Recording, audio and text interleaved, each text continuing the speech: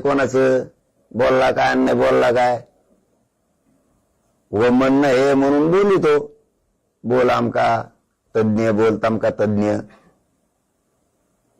परत याच्याही पलीकडे सांगतो, जर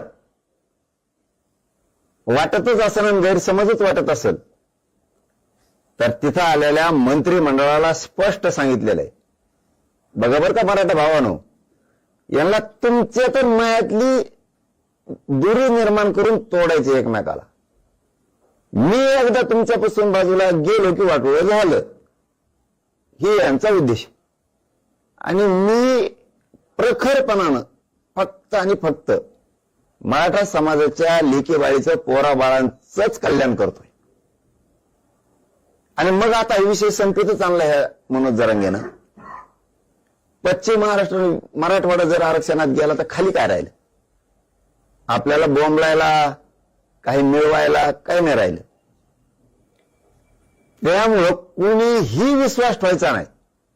पुन्हा तेच सांगतो की मी का वाटोळं करील तुमचं, याच्या पुढचं सांगतो. जर असणच गरीब मराठ्याला काही शंका या असल्या या बारुळ्या लोकांमुळं, संभ्रम निर्माण करणाऱ्या लोकांमुळं, यांचे हात, पाय, मन आणि मस्तक कवाच आपल्या बाजूने चाललेलं नाही. यांचं कधीही मन, मस्तक, यांची बुद्धी आणि विचार आणि संस्कार मराठे सोडून सरकारच्या दिशेने पावलं गेलेले. सरकार कोणचं असू द्या, हे त्या सरकारकडून बोलते.